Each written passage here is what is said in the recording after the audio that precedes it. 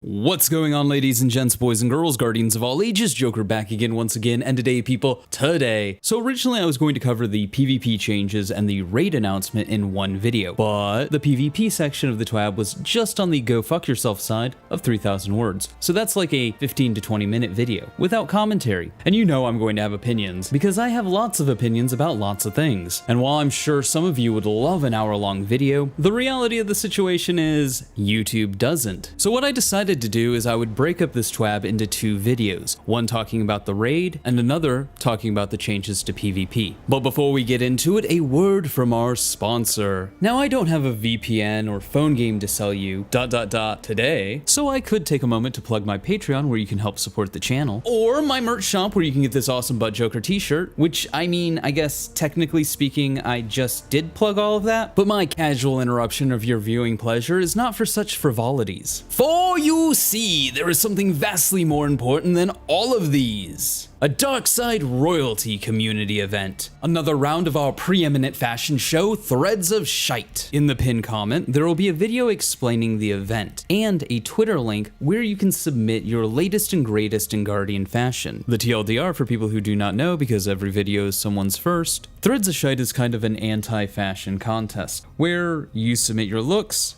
and I roast them, kind of like a more pretentious Gordon Ramsay. The points don't matter, no one wins anything, and we all lose because it's Destiny 2 fashion. So don't delay and submit your Threads of Shite today. And with that, back to your not so regularly scheduled programming. So of course this Destiny raid announcement came with drama, because nothing can happen in Destiny without there being some form of drama attached to it. So let me paint you a picture. Bungie announces the announcement for the announcement that there will be an announcement for an announcement that announces the time that the raid goes live. Side note, I can't be the only one sick and tired of announcements for announcements that'll be announced, or trailers for trailers. Come the foretold day of Bungie's announced announcement, Bungie does not announce the name of the raid. Instead, they announce the announcement that will announce the name of the raid. But it wasn't all just announcing announcements for other announcements to be announced and blue balls. Bungie had this information to give us about the raid day and date. Coming up in Season 18 will be our second go at bringing a raid out of the Destiny content vault. And this time it's going to be redacted. Sorry, we're saving the reveal of which raid is coming to Destiny 2 for our Destiny 2 showcase on August 23rd. But we wanted to make sure you had time to make any arrangements necessary to be ready on day one. So request off work, hire a babysitter, don't skip school please, your education is important. Redacted goes live at 10 a.m. Pacific on August 26, 2022. Oh my god, isn't it so hype? I'm just so hyped. Aren't we all so hyped? Oh my god, it's just so hyped. These announcements for things to be announced are for things in Season 18, which happens in 3 weeks. But these announcements for things that happen in 3 weeks are also being combined with announcements for Lightfall, which probably won't come out until like February 21st, 2023. Which leads me to believe that Bungie just simply doesn't have anything to say, which is kind of sort of a red flag for me. Now yes, traditionally this would be the time of year where Bungie is announcing the next year of content, because they had an expansion coming out in a month. However, we still have half a year of content, and Lightfall doesn't release until next year. So one should naturally worry about the confidence Bungie has in Season 18 and 19, more so if Bungie closes out the reveal of Lightfall asking for pre-orders 6 months in advance. But I digress, as I'm oft wont to do. Let's get back to addressing the elephants in the room when it comes to the raid. So let's start with the date for the raid, August 26, 2022, a Friday at 10 a.m. Not what the vast majority of the community would prefer, which would be a Saturday. Bungie's explanation as to why the raid's on a Friday and not a Saturday basically boils down to they don't work weekends, which must be nice, because they don't want to burn out their employees, which is perfectly reasonable. Well, the internet did not think so. A common rebuttal being, raids only release once or twice a year, and Bungie has an idea when those raids will release months, if not a year in advance. So how hard would it be to schedule around this knowing that far in advance? And I mean, that kind of makes sense. After all, Bungie just assumes that given a month's notice, or less than a month's notice, people will be able to take time off from work. So isn't it only natural to assume that Bungie, knowing when the raids will release months if not a full year in advance, if not more, could, hypothetically speaking, schedule around that. More so when there's so much downtime at the end of a season. And to be clear, I'm not saying that they should work more and burn themselves out. However, I am saying it is a valid criticism for people to look at the situation and go, wait a minute, you make the game. You make your work schedules. You know when content will be released. Why don't you plan ahead? More so when they expect players to do it for them to accommodate them. With all that said, I don't believe either side is being particularly unreasonable. Bungie doesn't want to burn out their employees, and that's understandable. However, people rightly point out with some smart scheduling, this wouldn't be an issue. But let's be real, let's be honest, let's be real honest for a moment. I have a sneaking suspicion, call it a gut feeling, call it a tingling of the palms, call it a reading of the tea leaves. If we saw all the big streamers boycott the event until it was moved to a Saturday, which to be fair, Bungie doesn't have to worry about because it'll never fucking happen,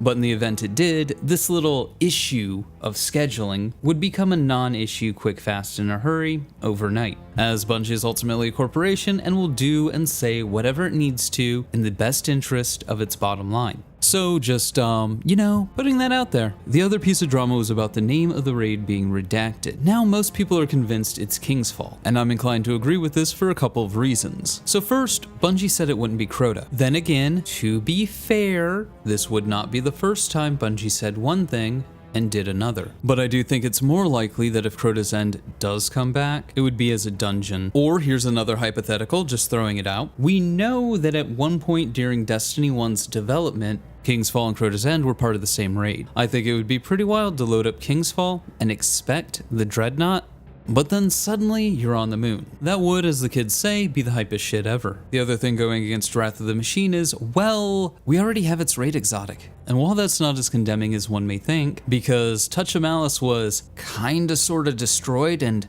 that's kinda sort of an issue, containing Oryx's essence and all, there's nothing stopping Bungie from making new exotics for either one of these raids because, narratively speaking, both of their exotics we either have or shouldn't exist anymore, meaning Bungie could realistically do whatever they want there. However, the biggest piece of damning evidence against Wrath of the Machine has significantly less to do with loot and more to do with enemies. Siva Fallen not only looked different, but they had a couple of unique behaviors. Contrast that to the Hive and the Taken, which basically more or less function the same way they did in Destiny 1, with a handful of new tricks, and you can kind of sort of see how King's Fall is the path of least resistance for Bungie. However, that doesn't entirely count Wrath out.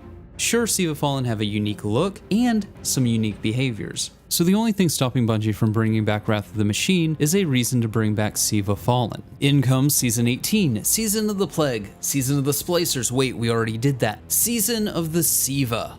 Whatever they call it. This season would revolve around the return of Rasputin, Ras shitting the bed every time he's involved in the narrative. Rasputin has kind of become that meme where it's like the boss character when I have to fight them in the game, the boss character when I unlock them in the game. It's almost comedic how many times Rasputin has been a plot point only to... And I killed all but one of them. What happened to the last one? Pussed out like a bitch. Not be as anywhere useful as advertised, but Rasputin is still a plot point that needs to be dealt with. Now, of course, Bungie could just have Rasputin get better off screen, but then again, how would Bungie be able to live with themselves if they didn't take what is relatively a small side quest in the greater narrative of Destiny and stretch it out over the course of 8 weeks?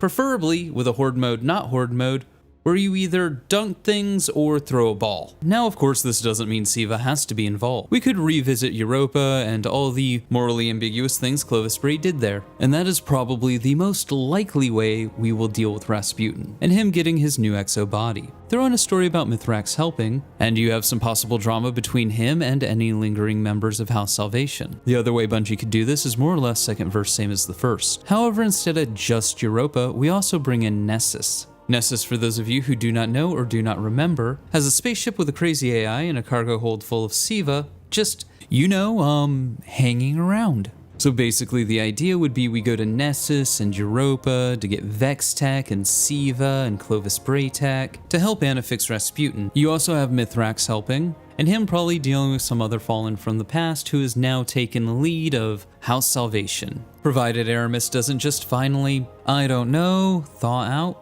But anyways, for the sake of argument, we'll just say that Mithrax has some connection to this Fallen. And so you have this plot about trying to fix Rasputin while Mithrax deals with Fallen that have gone back to Siva because, well, nothing else has worked and they're kinda desperate. I think you have some interesting threads for storytelling there, and with the Siva aspect, it gives Bungie an excuse to bring back Wrath of the Machine, but I really don't see them doing all that work if they aren't going to have a Siva season. And I'm going to be honest, I think Wrath would be a much needed palate cleanser. Because at this point, we've done so much Cabal and Hive and Taken, it's just playing a, 5-year-old raid would actually be a break in the monotony. Not much of one, because there's still segments where you throw balls, but at the very least, it wouldn't be more Taken and Hive. Anyways, I digress. All I'm saying is there a possibility that somehow, someway, the returning raid isn't King's Fall? Probably about as likely as King's Fall and Crota's End being mashed together. The answer's not no, but color me pleasantly surprised if it happens. All in all, I think this raid drama stuff is kinda stupid. Sure, Bungie could,